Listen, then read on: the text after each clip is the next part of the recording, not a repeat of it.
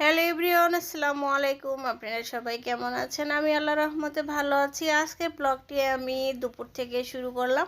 আজকে দুপুরে কি কি রান্না করব সেটা আপনাদের সাথে শেয়ার করব। এখানে একটু ডাল বসিয়ে দিয়েছি। ডালটা সিদ্ধ দিয়ে এরপরে আমি একটু কাটাকুটা করার জন্য বসলাম।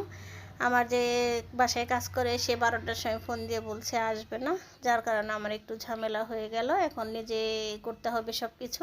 যদি আগের থেকে বলতো তাহলে এই সমস্যাটা হতো না। এখানে আমি ছোটো মাছ চটচটি করার জন্য একটু আলু কেটে নিচ্ছি। এখানে আমি একটু চিকন করে আলু কাটবো। আর ট্যাংরা মাছ দিয়ে একটু চটচটি করলে দেখা যায় আমার মেয়েও খেতে পছন্দ করে।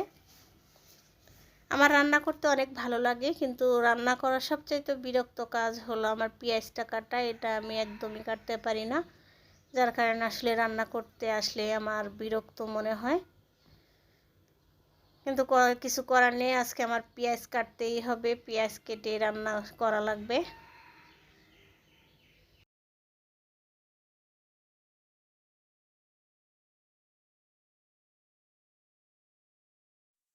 এখানে একটা আলু দিয়েছি, এরপরে পেঁয়াজগুলো কেটে নিচ্ছি। প্রথমে একটু ছোট মাছটা মাখিয়ে বসিয়ে দিচ্ছি, আর অন্য চুলায় তো ডাল বসিয়ে দিয়েছি।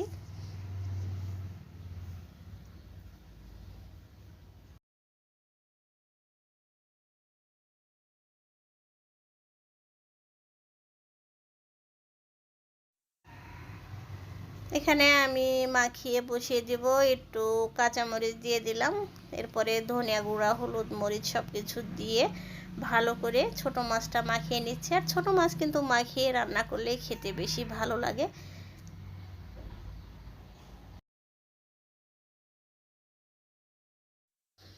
এখানে ভালো করে মাখিয়ে নিয়েছি, এরপর ট্যাংরা মাছগুলো দিয়ে দিচ্ছি। ট্যাংরা মাছগুলো একটু দেশি, একদম ছোট ছোট ট্যাংরা নিয়ে এসেছি।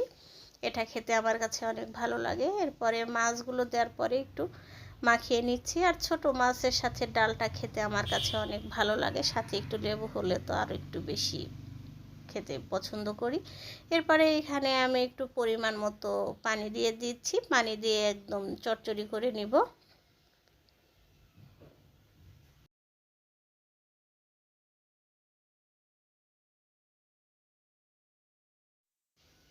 আর এখানে উপর দিয়ে কিছু ধনিয়া পাতা দিয়ে ঢেকে দিচ্ছি।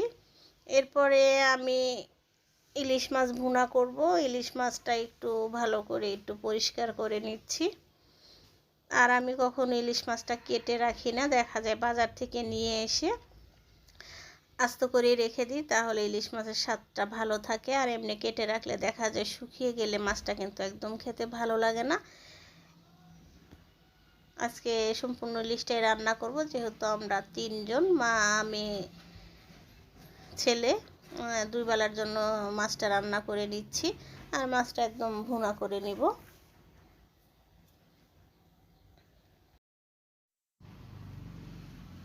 ইলিশ মাছটা কেটে এরপরে ধুয়ে পরিষ্কার করে তারপরে ইলিশ মাছটা ভুনা করছি।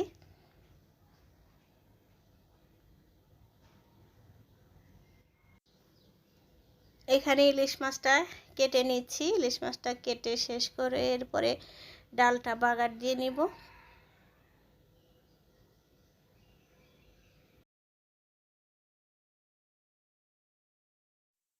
এখানে ডাল বাগারের জন্য আমি পেঁয়াজ, রসুন, এরপরে কিছু কালো জিরা আর জিরা দিয়েছি, দিয়ে এখন আমি ডালটা বাগার দিয়ে নিব।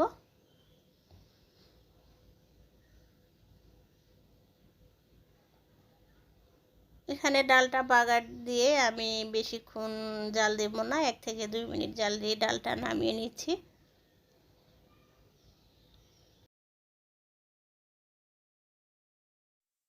এখানে ডালটা হয়ে গেছে, এখন আমি নামিয়ে নিচ্ছি।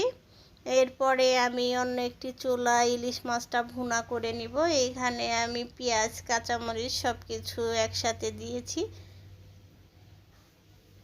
আর ইলিশ মাছের মধ্যে আমি 2টা আলু দিব, মেয়ে বলছে আলু দেওয়ার জন্য, সেজন্য একটু আলু দিচ্ছি। এখানে পেঁয়াজ, রসুন আর সব ধরনের মশলা দিয়ে এখন ভালো করে তেলের ভিতরে ভেজে নেব। আর ইলিশ মাছের মধ্যে একটু মশলা কম দিলে কিন্তু খেতে ভালো লাগে। আর আমার কাছে ইলিশ মাছটা দিয়ে বেগুন আলু দিয়েও ভালো লাগে। এরপরে লাউ দিয়েও ভালো লাগে, যে যেরকমভাবে খেতে চায়। অনেকে আছে পটল দিয়ে খেতে পছন্দ করে, কাঁচকলা। আসলে ইলিশ মাছটা যে কোনো সবজি দিয়ে রান্না করলে অনেক ভালো লাগে।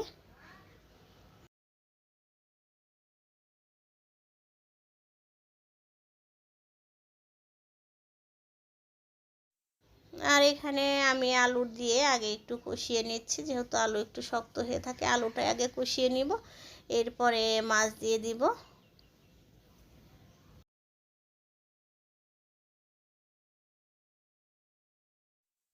এখানে সামান্য একটু পানি দিয়ে আর এরপরে আমি উপর দিয়ে মাছ দিয়ে দিচ্ছি, কারণ এখানে মাছ আর আলু আমি একসাথে কষিয়ে এরপরে পানি দিয়ে দিচ্ছি।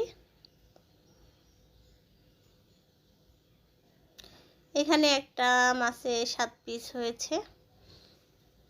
এখন আমি ঢেকে দিব, ঢেকে দিয়ে মাছটা ভালো করে একটু সিদ্ধ করে নিচ্ছি। মাছটা ভালো করে কষানো হয়ে গেছে, এরপরে আমি পানি দিয়ে দিব। পানি দিয়ে একবারে ঢেকে একদম ঝোলটা শুকিয়ে নিচ্ছি। আর মাছটা আমি একদম মাখা মাখা করে রান্না করব। এই তো আজকে আমার দুপুরে ছোট মাছ চচ্চড়ি, ডাল আর ইলিশ মাছ ভুনা করলাম। আর এখানে কিছু ধনেপাতা দিয়ে দিচ্ছি ফ্লেভারের জন্য, যদিও এখন বাজারে ধনেপাতা অনেক কম দেখা যায়, খুব একটা বেশি নেই।